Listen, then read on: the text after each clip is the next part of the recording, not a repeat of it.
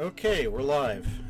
This is Kara Dreamer again with another Saturday morning fanfic reading, and I will be continuing with the next part of Wordbending's Her Universe set of stories with the story Her Universe. The first one I think that they wrote in this series, and it's a kind of alternate universe, canon divergent set of stories, the best kind, in other words, in which Steven comes out trans, and then further adventures with her girlfriend Connie, and this is the story where that starts.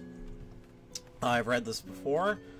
This will be the second time that I've read it, and the first time that I've ever read it aloud, so I hope you all enjoy it. So, oh, just a second here. I should kill this volume here.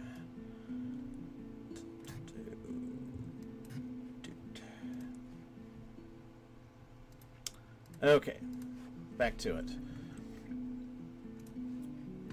I will start by reading the summary and introductory notes. They're short. The summary is, Steven wants to tell something to Connie, and if there's one thing Connie knows about Steven, it's that often the scariest thing in the world isn't the giant fusions or the gem monsters. And the notes are simply, that's how you know you can win, you do it for her. Nice little callback there. And also this work was inspired by Equilibrium by Nagging Gargoyle, which I've yet to read or look at myself. So I begin with Her Universe. Connie bounded up the steps leading to Steven's house, the voicemail she'd gotten from him bouncing around in her head with every step. She wasn't really worried. It was so normal for Steven to sound breathless and excitable whenever he called her that she'd be worried if he didn't.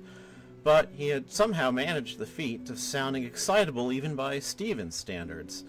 She couldn't think of any explanation as to why, which wasn't going to be at least a little bit scary.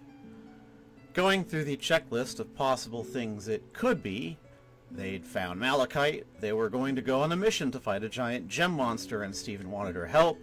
Steven's mom had somehow come back. There was a new Dogcopter movie announced, and she hadn't heard about it yet. She knocked on the door. No answer. "Steven?" she said, knocking again, but nobody replied. She could hear something from inside. Was that music? It was really loud and had a kind of thumpy electronic beat, which didn't seem like something Steven would be listening to at all. Amethyst? She knocked one last time, feeling a little embarrassed. Maybe she had been too early, or even too late? She'd managed to miss the first bus, and the next one to come had been a little slow, so maybe he'd left without her. It didn't seem like a very Steven thing to do either, but she supposed whatever the gems were doing, it was probably more important than whatever Steven had wanted to tell her. More important than her, she thought, heart sinking.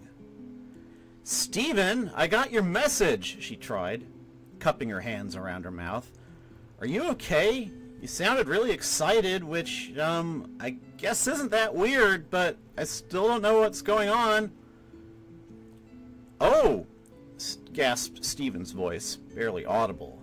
The music suddenly turned off, and Connie heard another, deeper voice, Amethyst's, groan in exasperation. "Sorry. Really, Amethyst. We'll do some more later, okay?" She heard footsteps, light ones and heavy ones, from the other side of the door. Connie heard Pearl's voice telling Amethyst to hurry it up, then Amethyst saying a cheerful, "Later, dude," followed by a hissed, "Oh, my bad, sorry." Wait, Connie thought, did Amethyst just apologize? What was going on in there? And Steven's equally cheerful voice reassuring her it was all right. "Oh, okay," she heard Stephen shout at the door in a slightly higher pitch. Connie heard a cough, and then Stephen continued in his normal voice. You could come in, I guess." That was strange, too. If Stephen wasn't so eager to see her that he burst through the door before she was even up the stairs, he'd normally at least answer the door himself. Maybe he was surprising her. "Should I close my eyes?" No, it's fine." Making a mental check to make sure she hadn't forgotten Stephen's birthday or her own birthday, Connie steeled herself and turned the doorknob. Connie hadn't heard Garnet's voice, and she had figured that Pearl and Amethyst had left, but it somehow hadn't struck her that it was going to be just her and Stephen until she saw Stephen standing in the middle of the room, hands on hips, staring straight ahead at the door, infectious grin slightly strained. Connie resisted the urge to rub her eyes. She really couldn't be surprised anymore when Stephen changed appearances. She'd seen him as a baby, after all, but, well, she'd gotten so used to Stephen's usual red shirt, blue shorts ensemble that she'd sometimes forget that he even had other clothes. But Stephen's sleeveless blouse covered in blue and pink flowers and the red skirt cascading to Stephen's ankles weren't even half of what had changed. Stephen had also become taller, just a few inches more than her, and he looked older.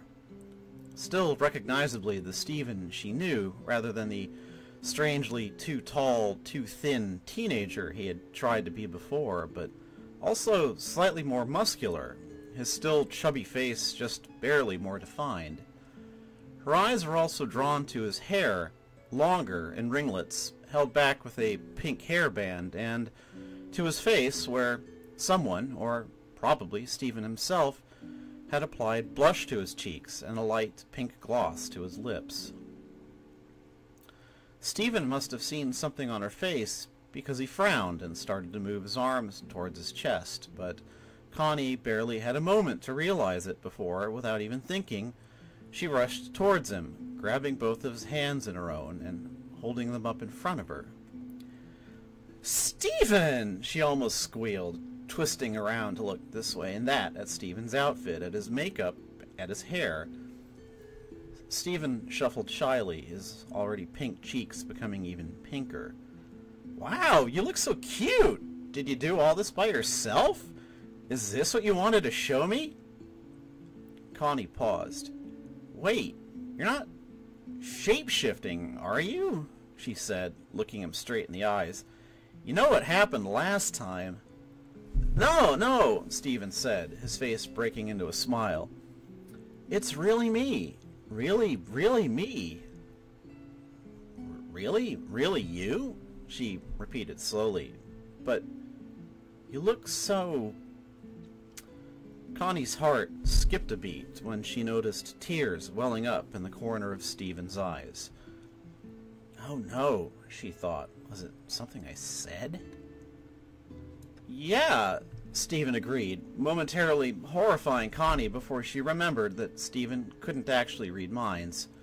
But then she looked at the tears on his cheeks and the smile on his face, which had turned back into one of his trademark ear-splitting grins, and the clothes he was wearing, and what Amethyst had said before, and the way that his body had changed.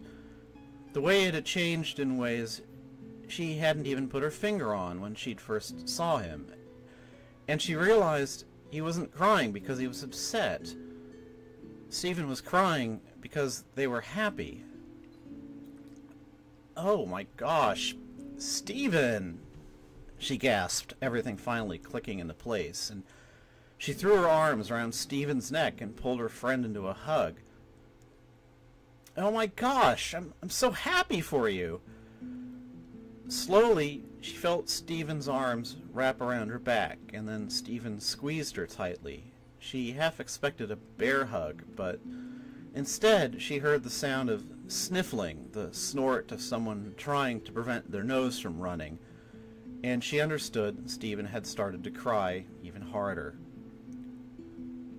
"Stephen, it's okay. Don't cry," she said automatically, trying to keep her heart from racing. She patted Stephen's shoulder, and Stephen just hugged her even more tightly. She winced, the breath nearly knocked out of her lungs. Why don't you sit down so you could tell me all about it? Stephen didn't say anything, but they loosened their grip, and she broke out of the hug and took a step back. She looked at her friend's face. Their eyes were already red and puffy, their makeup was running, and there was a line of snot ruining their cute lip gloss, but Stephen was still smiling. She laid a hand against their tear-stained cheek and smiled back. Is that okay? She said. Yeah, said Stephen. That sounds nice. Fortunately, there had already been one stool in the middle of the room with a very old-fashioned purple stereo and a dozen old cassette tapes on it, definitely amethysts, so Connie only had to drag one stool out for them both to sit on. She'd also gotten Stephen a towel to wipe their face, and boxed juices for them both out of the refrigerator. Just because Stephen actually looked their age didn't mean they couldn't still enjoy a good boxed grape juice. So, said Connie, kicking her feet, are you all right? Stephen took a sip of juice and nodded.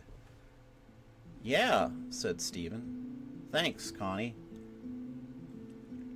Connie bit her lip so that she didn't reflexively say, "You're welcome." It was normally a good habit, but she didn't want Stephen to feel pressured to say anything, and it didn't really feel appropriate. Stephen continued, staring intently at their straw and wiggling it back and forth before realizing what they were doing and squeezing their eyes shut in concentration. I don't really know what to say.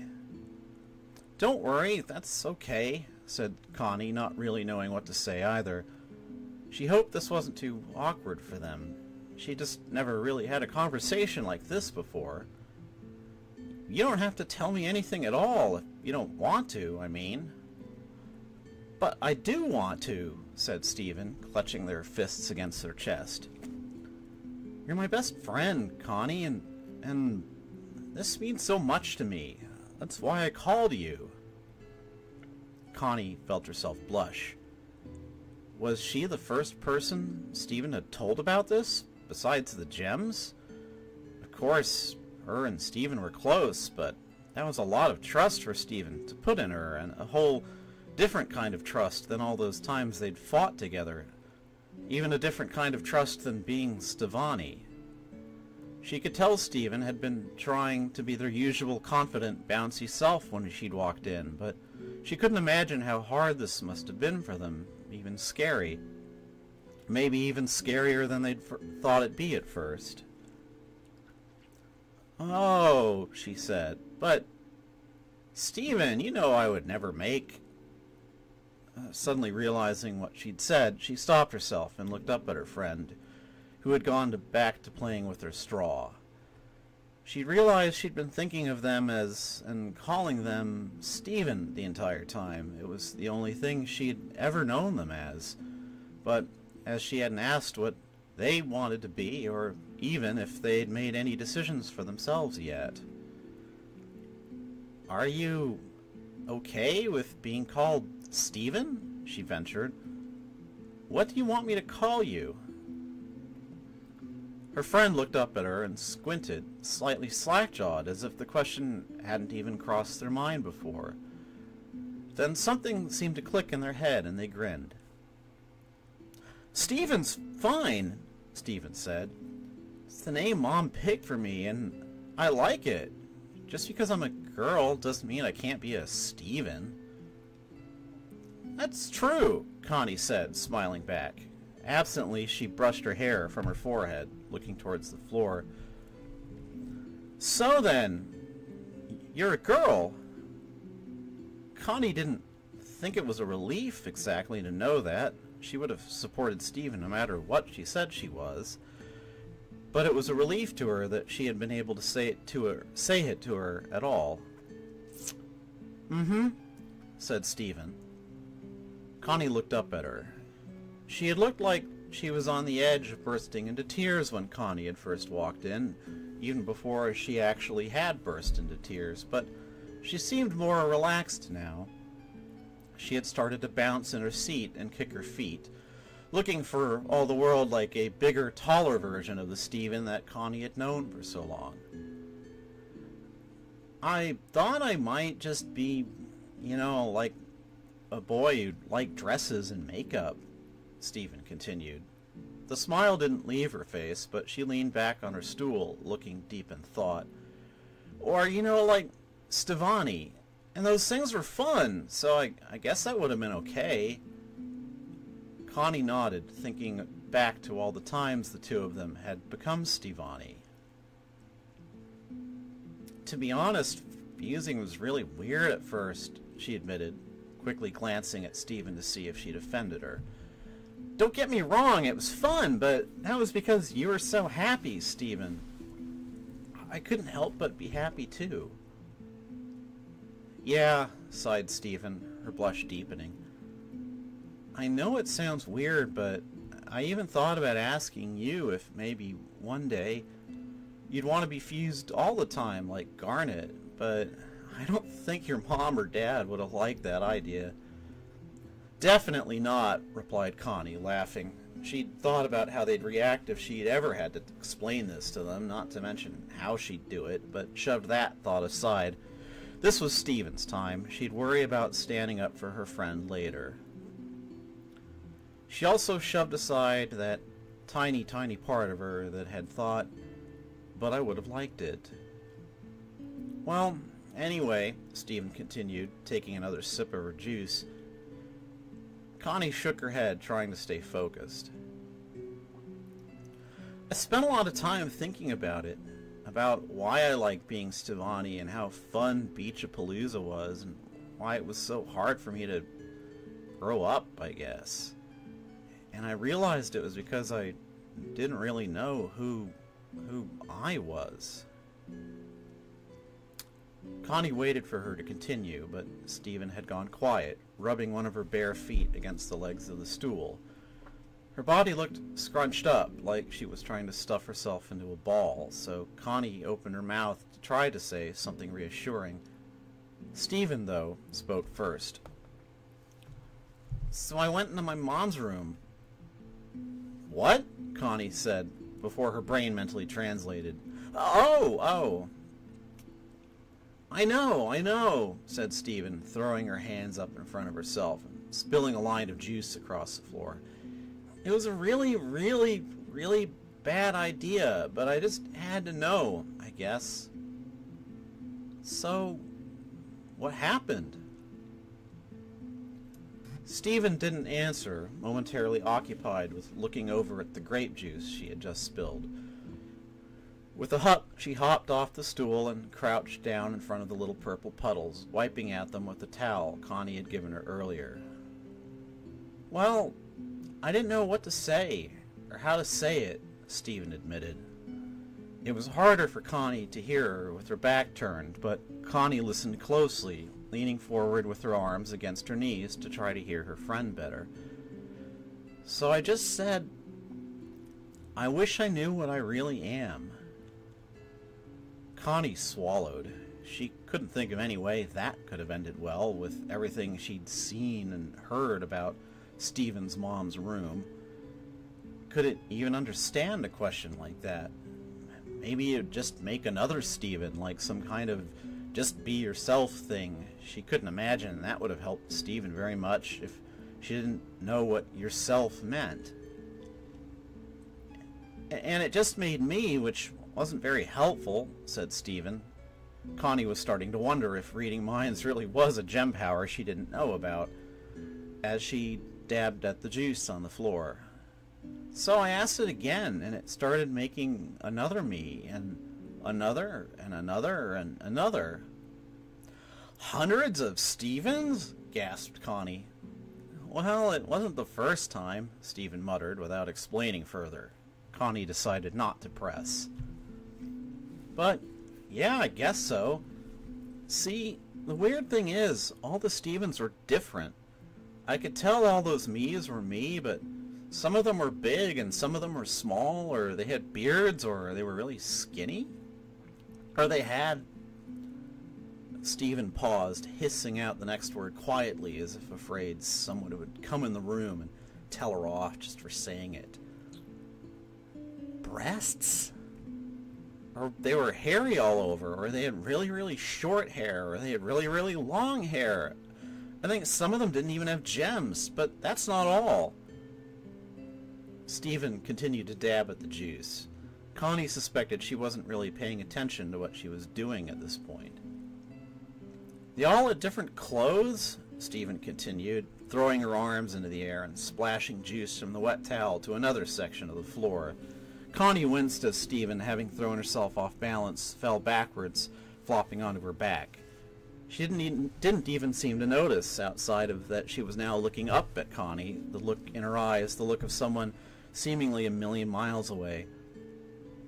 Skirts, dresses, blouses, overalls, tank tops, t-shirts, sweaters, hoodies, bows, hats, everything I could think of, and put together all the ways I could think of, too. Stephen smiled. Stephen sighed, closed her eyes, and smiled. It was amazing. Yeah, Connie agreed. That does sound cool. But, Stephen went on, it really didn't answer my question, you know? It just made me feel more confused. So, you asked them which one was you, said Connie, before realizing she had even spoken. Mm-hmm, Stephen replied, shaking her head. She stood up, climbed to her feet, brushed off her skirt and adjusted her hairband, then turned back to Connie, her expression serious, one arm raised against her chest. That's not it at all. What I realized is they were all me. Boys, girls, gems, human, and everything in between, you know? Connie didn't. She couldn't understand how that would have helped either, how Stephen would have come from something like that to what was in front of her right now. Resting her chin against her hand, she tried to think about it. What if it had been her in Stephen's mom's room? What if she'd asked that question? Well, she didn't have that problem, did she? She knew what kind of person she was, and she was proud of it, right? Proud enough to stand up to her mom, to do what she wanted instead of what her mom wanted for her, not just being a good, well-behaved little girl, but living a dangerous life, helping Stephen, protecting Stephen. Ah, she thought, eyes widening. Stephen. She thought back to how she'd been before she'd met Stephen. The small, shy, bookish, dark-skinned girl in huge glasses who didn't think anyone would ever be able to find interesting about her. The one with no friends, the one who thought she'd die at the bottom of the ocean without so much as a first kiss. She hadn't known who she was, either. It was only because of Stephen that she'd found someone who liked her for what she was, that she'd found what she'd liked about herself, that she'd found out who she was. I think so, said Connie, nodding. She had to stop herself from snorting when she realized something. It was funny, but she doubted Stephen would understand why. So, it was telling you to just be yourself, right? Yeah, replied Stephen, grinning. There's some things about me I can't change, like being a gem, but for the rest of me, I just had to pick the me I liked the best, and well, here she is. For emphasis, Stephen spun in place, her skirt billowing out around her. Connie started giggling, and Stephen started laughing too, that laugh she always did, and Connie started laughing with her until Stephen came to a wobbly stop, clutching her forehead, her hairband slipping down to rest on her hand. There's... Connie stammered, wiping a tear from her eye and taking a deep breath, trying as best she could to be serious again. There's just one thing I'm wondering. Do you mind if I ask you something, Stephen? Not at all. I just want to know, how do you pick? What about all those other Stevens you saw? They're here too, Stephen replied, shoving her hairband back part of the way and pressing her other hand against her chest. And if I ever want to be one of those Stevens instead, I can be. Okay, said Connie, nodding. She hopped up from her stool, making Stephen jump, but she quickly closed the distance to do what she had wanted to do. Fix Stephen's slightly off-center hairband, brush back hairs that had become stray from her spinning, smooth out her skirt. And if you ever want to be one of those Stevens, I'll be here for them too. Stephen smiled at her, her face even redder than it had been all day. Thanks, Connie, she said softly. Connie grinned and gave Stephen's shoulder the world's least cool fist bump, which made her giggle. What are friends for, right, Stephen? Yeah. Connie blushed too, belatedly noticing they were nearly close enough to bump foreheads. She'd figure, after literally fusing into one person with her, something like this wouldn't faze her, but she heard Stephen's dad once say the brain was mysterious like that, and stepped back, looking around the otherwise empty house. So, what were you doing before I came over? She tried, clapping her hands together. She knew it wasn't a very good attempt to change the subject, but Stephen brightened up, turning towards the purple stereo on the floor. Oh, you mean with Amethyst? We were just dancing. You want to try? I'd love to, Connie replied instantly, grinning, and Stephen grinned back and trotted over to the stereo, crouching down to pop open the tape deck. Amethyst makes her own tapes, but her music's kind of loud. But I've got some other stuff we could listen to if you want. And oh! Stephen held up a white cassette, waving it around in the air. How about Teens Bop 8, 1987's greatest hits? Huh, that's okay, Connie replied, laughing. Play whatever you want, Stephen. Nodding excitedly, Stephen set the stereo on one of the stools and set to work. There was a click, a loud whir of ancient analog gears trying desperately to turn, and then a teenage boy singing a frankly awful cover of Whitney Houston's I Want to Dance with Someone Who Loves Me started playing, which Connie, of course, immediately recognized because her music tastes were nothing if not old-fashioned. Stephen didn't hesitate, taking a few steps back and swinging her hips roughly in time with the beats, and Connie didn't even try not to giggle. Come on, Connie, said Stephen, spinning around to face her. Should I sing too? Connie replied, her bad attempt at sarcasm ruined by her own smile. Stephen's grin threatened to expand past the edge of her face. Absolutely! Since when have I ever not wanted to hear you sing? Well, okay, said Connie, closing her eyes and throwing her head back dramatically. She started walking closer to where Stephen had been, swinging her arms back and forth, and opened her eyes again to find Stephen had closed the distance between them. She was biting her lip, eyes shut in concentration, wriggling her whole body, and, in Connie's humble opinion, it was the cutest thing she had ever seen. Alright, I'm not going to try to sing this, by the way, because I don't even know the song. Yeah, I want to dance with somebody, Connie sang, remembering what Stephen had asked. With somebody who loves me.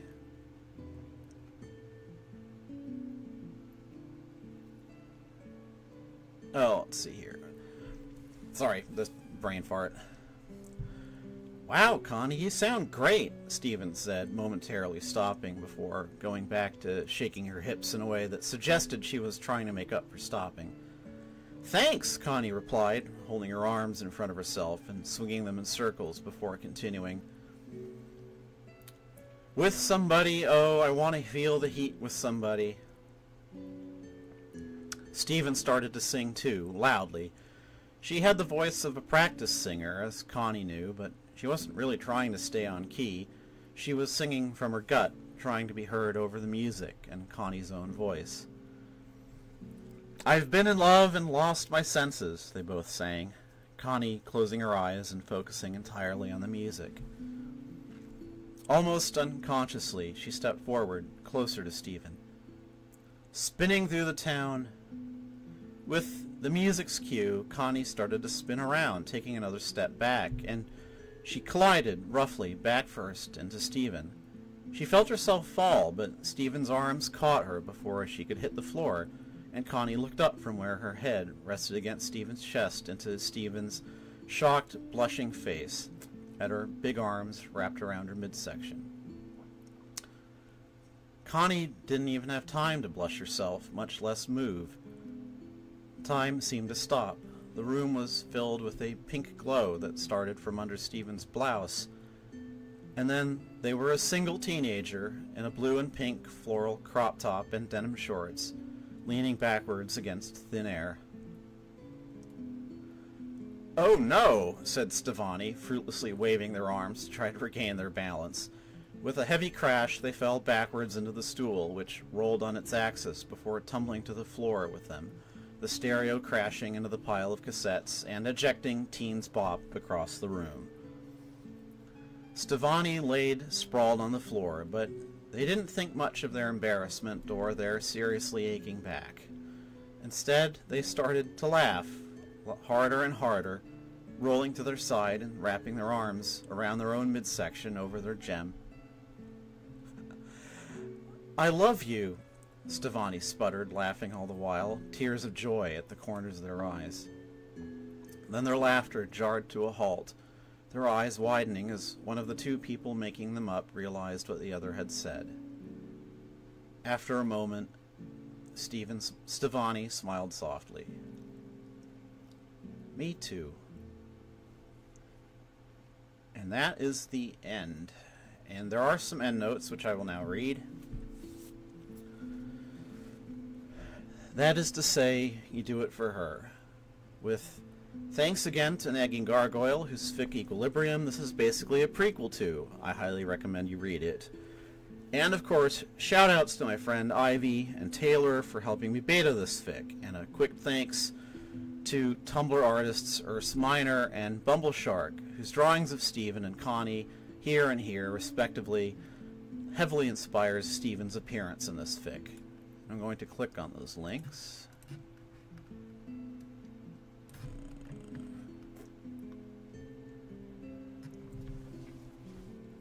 Okay, I'm going to see if I can... it's going to be kind of difficult to... I think I could do this. Let's see here. Browser source.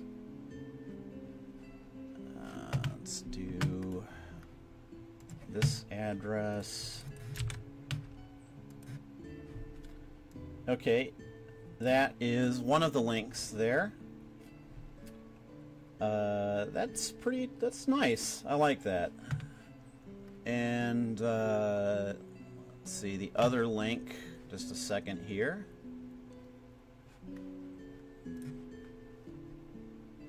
And doot.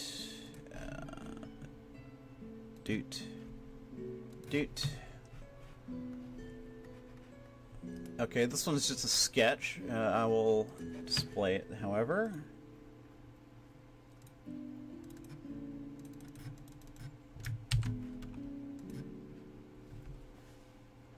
I like that. That gloss is so pretty.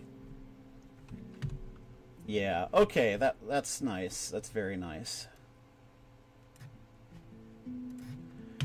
Okay, well, I mean, that's, you know, that's a nice little story. There's much more to follow. I think there's 4 more parts to this, at least at the moment. I don't know if there's going to be more. And, I mean, I've, you know, kind of, like a lot of Steven Universe fans, I think I've, had already tended to view Steven as in sort of trans egg mode. It seemed like it would fit a lot of things about her. Just, you know, like especially the episode where she gets so into performing that song with Sadie that Sadie doesn't actually want to do, and then Steven realizes that it was actually something that she wanted to do for herself. So anyway, now I move on from Steven Universe to the world of Undertale again, and with a story that's mostly looks like it's mostly fun, although it's been tagged with misogyny and misgendering, so yeah, be warned about that. I've only skimmed the story. I haven't really read it yet, so. But it looks like it's fairly short. It's only about 1,100 words, so I probably will be actually reading another one after this, since I haven't been streaming even for a full hour yet. And I'll let you know which one I've chosen for that after I'm done with this one. This story was by an author recommended to me by someone on Mastodon. Draikinator is their username on Archive of Our Own. And the story is called Self-Indulgent Nonsense. And it's set in, I'll read the tag, AU, where Frisk and Kara are hardcore toy collectors because I can do whatever I want. Fair enough. And the premise of the story is one that I've worked with a little myself, because I really like Kara and Azrael as characters, and so the idea is that this is post-pacifist, and they've been rescued more or less. They're back among the living, and living on the surface with the other monsters, and Kara is still Kara. And anyway, just short notes here. Summary. Kara and Frisk are both living above ground after monsters are freed, and also they both love collecting retro toys. Frisk collects Transformers, and Kara collects MLP, and they meet an asshole at a convention. Well, there we go. So I begin reading Self-Indulgent Nonsense by Draikinator.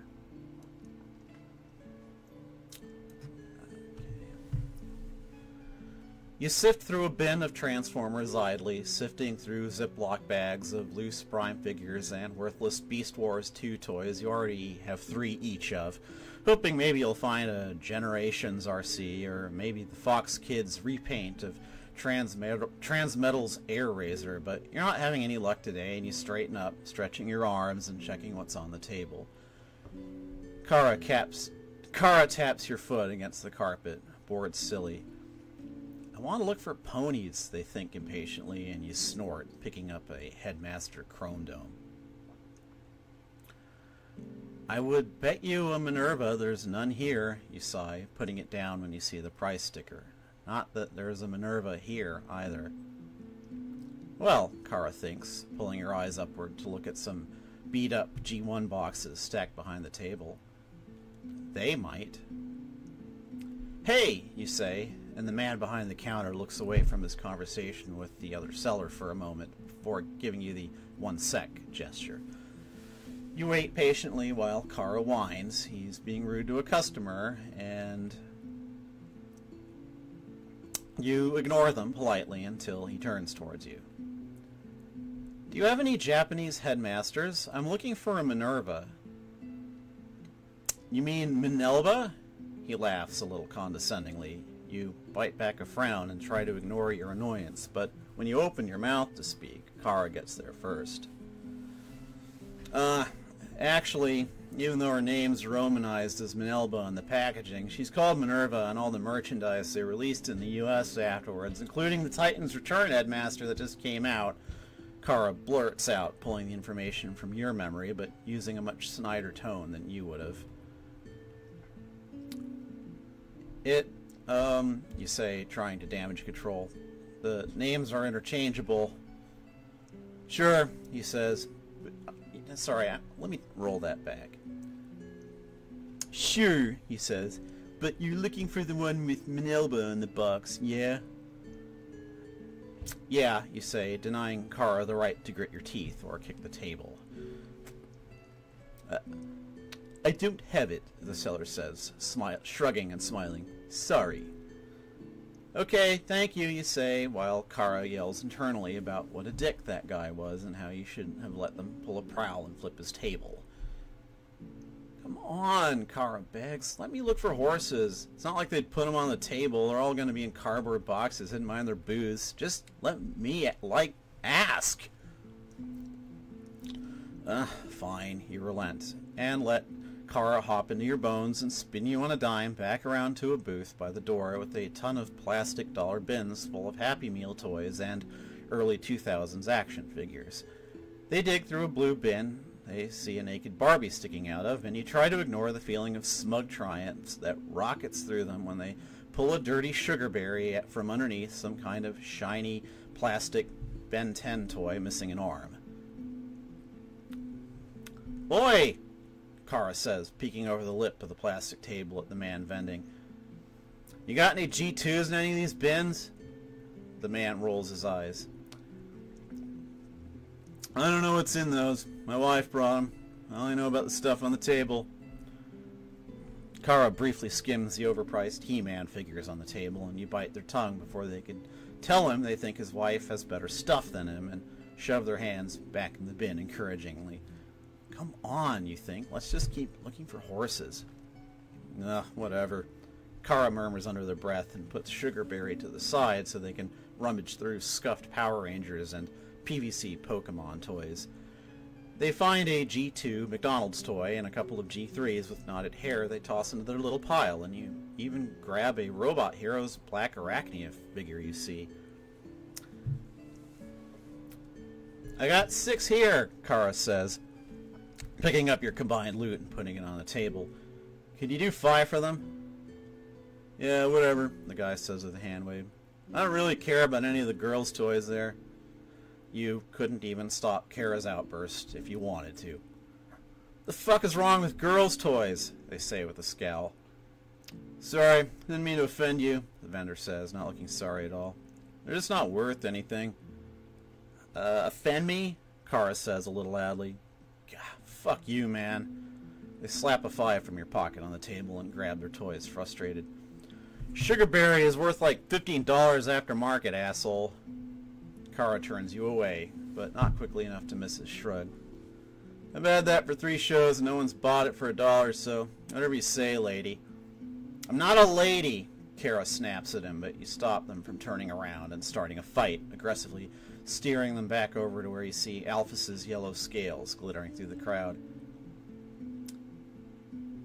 Hey, Alphys, you say, trying to blot out Kara's fuming. What did you get? Oh, she says, delightedly holding open a plastic grocery bag to show you the contents. I found the entire 1998 Mew Mew Kissy Cutie die-cast figure series, mint in package. You even see the little pewter anime girls in their plastic boxes among the other anime merch he's brought. I've never even seen them in person before. That's awesome, you say, smiling, but Kara isn't having it. What did you find? Alpha says, pointing a claw at Kara's armful of ponies. You open your mouth to say that you found a really good deal on some horses in a $1 bin, but instead Kara snaps, that fucker over there is a misogynistic cuck. Oh, really? Cuck? Alright. Alphys looks a little taken aback at the language, but peers behind you at the man Kara's talking about and rolls her eyes behind her glasses. Oh, that guy. I asked him if he had any anime stuff, and he was all like, I only deal in vintage, and I was like, well, yeah, that's why I'm here. I'm looking for 90s and 80s stuff, but he just, like, turned away and ignored me. I don't know how he thinks he'll sell anything with his crummy attitude. He looks like he's doing fine, you comment, eyeing him pass a customary Castle Grayskull box and take a sizable handful of cash in return. Look, screw that guy, Alpha says, putting a scaly hand on your arm reassuringly. You got a good deal out of him, underestimating the value of stuff, yeah? Yeah, Kara relents, still annoyed. Still doesn't feel good. Yeah, Alpha sighs. Come on, let's go relieve Undyne. I'm sure she's getting tired back at the table alone. Flowey is there, you remind her. Which is double the reason to go relieve her. I'm sure he's scaring all the customers away by critiquing their video game purchases. You have to admit, she's probably right. And that's the end. It was a short little piece, and mainly I read it when I saw that it was kind of a Kara story. I didn't appreciate until I actually read the story that this is that Kara is not as I've wanted to write Kara kind of back as a separate individual, but shown as just living permanently in Frisk's head, which I guess kind of maybe makes a little more sense. But you know, I kind of want them as a separate character, and I've kind of figured out roughly how I want to do that. But I may read the one story that I may read the one story that I've written so far where that's already happened, although I only really hand-wave how that happened as something that occurred before the story takes place. So because that was so short, I'm going to read another short piece, and this also is one of the story that the Alpha story that I read last week. This also is one of the first stories that I discovered when I was starting to get into looking for Undertale fanfic on Archive of Our Own. And the story is entitled Thrilling Night, Romantic Adventure at the Video Rental Store by user Masu_Trout at Archive of Our Own. Summary. Working retail has a way of deadening a person's soul to any sort of surprise, but ex-subterranean monsters for customers? Definitely new. Parenthesis. Alphys and Undyne have an anime date night. Notes for Fidari. Happy Yuletide, Fidari, and thank you for the chance to write Alphys Undyne fluff. I love these two way too much. See the end of the work for more notes. And let the thrilling night romantic adventure at the video rental store begin. It was 20 minutes before closing when a giant fish burst through the door of the late night family video store. For all your late night needs, registered trademark, open till 10 on Monday through Thursday and 12 on the weekends. Miranda yelped, ducking behind a rack of candy. She'd heard rumors of monsters roaming their area before. Perfectly safe and completely civil, the government had informed them, as though that were going to calm anyone's nerves, and even seen a few blurry stills taken by gawkers with more passion for internet fame than sense. But she'd never expected to see one in person. She'd sort of assumed this sort of thing happened to people at Starbucks or McDonald's, not college students working the night shift at dying video chains. Did monsters even watch videos? Jackson, damn him, didn't so much as look up from the magazine in his hands. Someday, her useless coworker was going to get robbed or kidnapped or abducted by aliens and not even notice. When that day came, was she going to stick her neck out for his lazy ass? Well, probably. Miranda had always wanted to be the hero in a crime thriller and/or a science fiction epic, but she'd definitely at least be pissed about it. "Hello!" the fish called out cheerfully, waving at her as though the shelving between them wasn't even there. Miranda realized with a blush and a quick mental estimate that this monster had to be at least a good 6.5 feet tall, and therefore could see right over the rack. She poked at a few of the candies to give the impression that she'd totally just been straightening up, definitely no other reason for being down here at all, before standing up again. Hello, she said. Can I help you find anything? There was a whole spiel she was supposed to give to first-time customers, but as of right now, she was going to count it as a win if she could get through this conversation without either causing horrible cultural offense or getting herself eaten. Good thing there were no other customers around this time of night. She could only imagine how some of them might react. "Oh yeah, totally," fish stepped aside, looking around at the shelves of DVDs. Its uncovered eye was wide with amazement. Wow! There's seriously been this many movies made. Humans sure do like looking at stuff, I guess.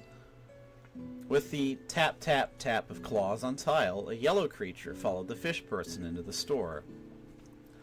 Miranda realized with a start that she wouldn't be serving one monster tonight. There were two of them in the store right in front of her. This was either the coolest or the scariest thing that had ever happened to her. Maybe both. The second monster was much smaller than the first, barely even coming up to its companion's midsection. It was lizard-like, with a crested forehead, an odd sort of hunched-over gait, and a stubby little tail poking out from under its jacket. It was also, Miranda realized suddenly, wearing glasses. "Oh my God," the tiny monster said. It looked up at the shelves as though it were having a religious experience. "Oh my God, there's so many of them. With the original case and cover art intact. I didn't even have to pull any of them out of a trash pile." Miranda's plan had not been to comment on anything these two said, no matter how strange, but she couldn't hold back a bit of a laugh at the monster's words. The best she could do was turn it into a cough. "Oh, wait, no," the tiny monster gasped out suddenly. "I don't, go through trash all the time or anything. I mean, I do. I did, but there's a good reason for it, and I'm not gross about it." Ugh. It stopped suddenly, hunching over even further, and nervously twisted its front paws together. I told you this was a terrible idea, Undyne. I haven't even been here 5 minutes, and I already sound like an idiot." "What? No way!" the taller monster said with a voice that was somewhere between sandpaper and a chainsaw. "Employees never care if you sound dumb, because they're going to be laughing at you no matter what you do." That's comforting, I guess. "Look, this place is never going to get emptier than this. It's the perfect time to try shopping in the human world." The monster, Undyne, apparently, turned to Miranda and offered her a shark-like grin. "Hey there, human!" Hi, monster," Miranda said. Her hand made it halfway to a weak sort of wave before dropping back to her side. Was monster a neutral term? Normal customers had nearly punched her out before over things like overdue fines. She couldn't even begin to imagine how badly it would go for her if she offended a giant fish person customer. If anything, though, the monster's grin only stretched wider. "Oh, right. I totally forgot. I'm Undyne, and..." Undyne swept a hand out towards the smaller monster. "This is my girlfriend, Alphys." Alphys squeaked, blushing bright orange. "Undyne, you can't just blurt that out to everyone. What are people gonna say?" Undyne grinned, bending down to crouch at Alphys's level. "They're gonna say, 'Holy shit, who's that adorable lady, and how can I get myself one?' And then I'm gonna laugh in their faces, because everyone knows you can't actually clone monsters. I mean, maybe if you had the right equipment..." That's not what I meant to say." Alphys's claws were pressed tightly against her face. If anything, she seemed more orange than before. "I actually wanted to say, thank you, Undyne. I think you're pretty great, too." Oh, God. Miranda wasn't just helping a pair of monsters. She was helping an adorable monster couple. The sort of couple who went on midnight dates to the movie store and sweet-talked about cloning each other in public at that. This is a sign, isn't it? The universe sent these two in here to remind me that I'm never going to get a girlfriend.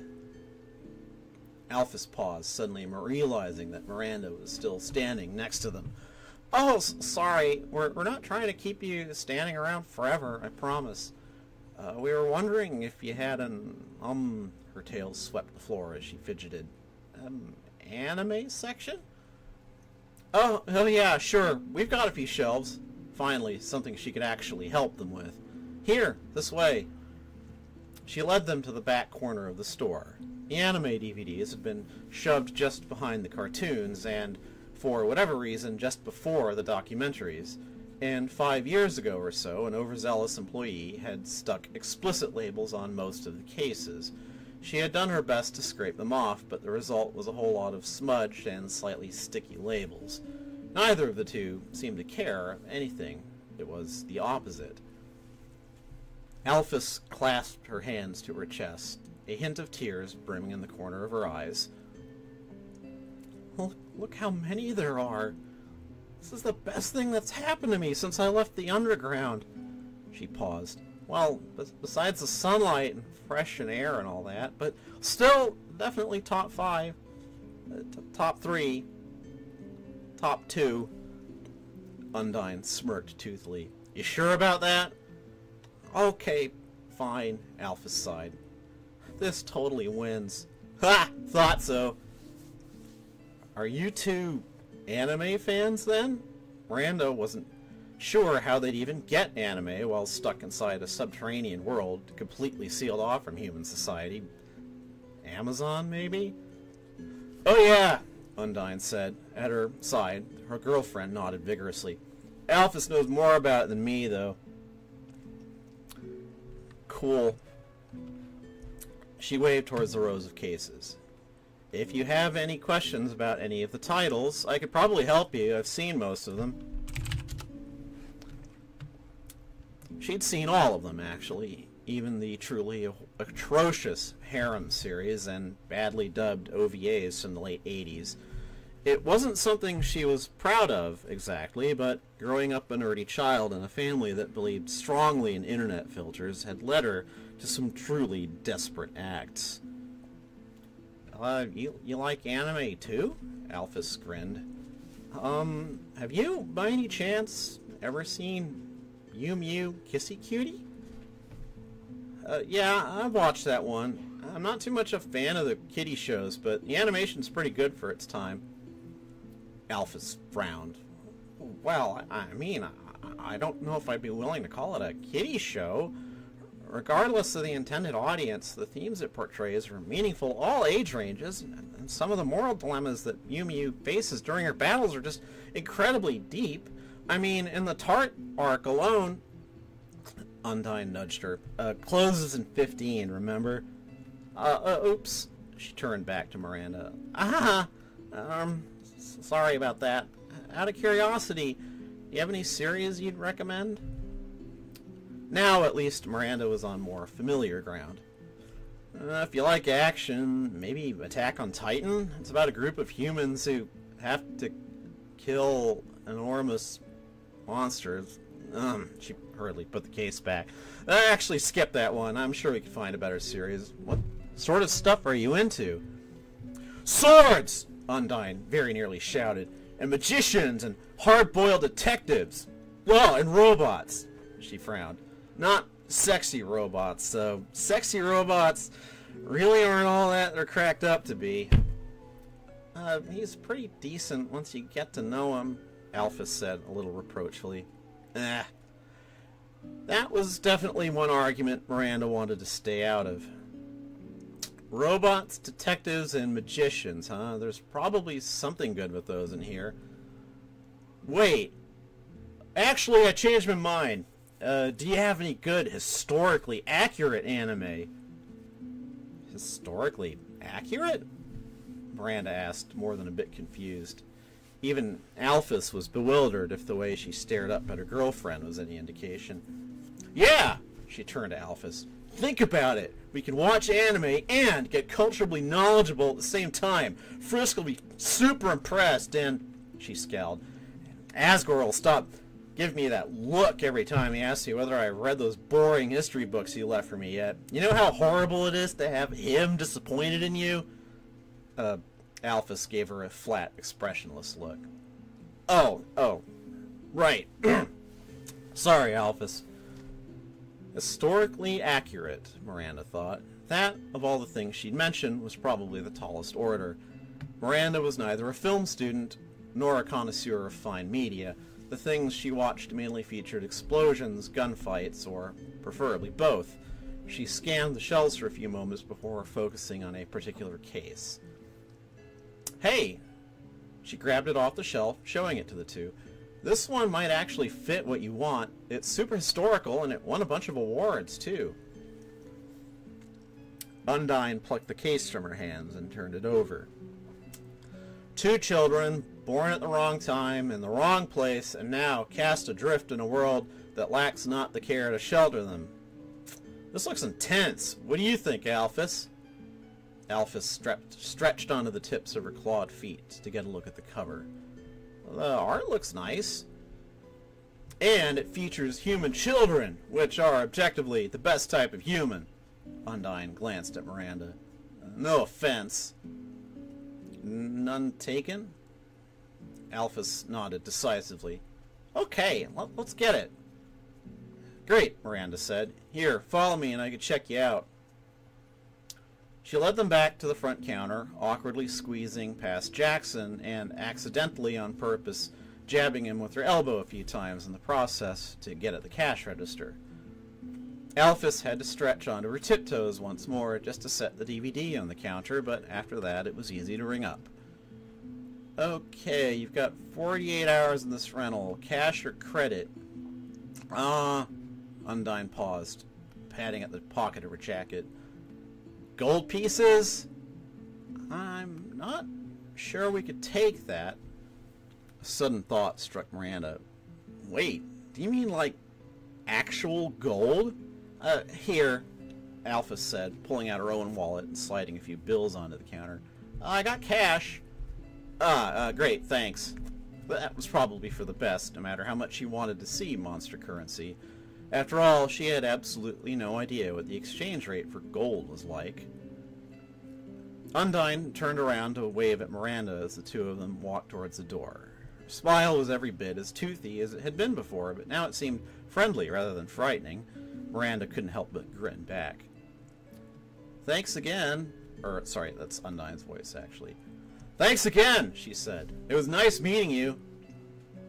Nice meeting you too, Miranda said, and to her own surprise, she absolutely meant it. Undine turned to Alphys as the two of them stepped outside, scaly chest puffed out in something that looked like pride. Oh man, just wait till I tell Papyrus I talked to a human worker today. I told him I'd win at any human friendship contest. The door slammed shut behind them, cutting off the rest of their conversation. They walked hand in hand out into the gloom of the darkened parking lot. It took only a few seconds for them to disappear into the darkness entirely. Miranda flopped against the counter the moment they were gone, glaring lazily at Jackson. Thanks for all your help, valued employee. She couldn't really get too angry, considering how it turned out, but still, ragging on each other had more or less become a nightly tradition for the two of them, and she wasn't about to miss out on prime material like this. No problem, I knew you had it. Ugh. She kicked at the leg of his stool, then yelped when he managed to stomp on her toes without even glancing away from his magazine. Is there something I did to deserve this? Those two are like the perfect couple, and here I can't even find a single decent girl. Jackson shrugged. Maybe it's your personality. You're such an asshole. Why do we even talk to you? He didn't even bother to dignify that with a response. The two of them watched the clock together, waiting for it to count down the last 3 minutes before they would finally be able to leave. 30 seconds until closing, a thought struck Miranda. Hey, do you think I should have told those two that Grave of the Fireflies is a tragedy? They're adults, Jackson said. I'm sure they'll be able to handle it. And that is the end. Spoiler, they are not able to handle it. Anyway, the note explains, for any who might be unfamiliar, Grave of the Fireflies is a Studio Ghibli film about bad things happening to a pair of children in World War II era Japan, and it is an excellent choice of movie if you hate your own happiness. Also, I'm pretty sure Jackson is a basically slightly more resigned to his life human burger pants. I'm still not certain whether they'd get along great or hate each other on sight. So, that puts me past the hour mark, so I think I'm going to leave it off there. 3 stories is good, and I've got other stuff I want to do today. That was fun, and I hope you all enjoyed it, and I'll be doing more again in a week. Certainly I'll be reading the next part of the Her Universe series, and then I'll pick something Undertale. As per usual, if you've got any kind of recommendations of something you'd like to hear me read, even if it's something that I might say no to because it's in a universe that I don't recognize, like if you were to, I don't know, send me Star Trek fanfic or something like that. Just go ahead and send recommendations to me. Well, this is Kara Dreamer bidding you a good day, and I hope you enjoyed the readings.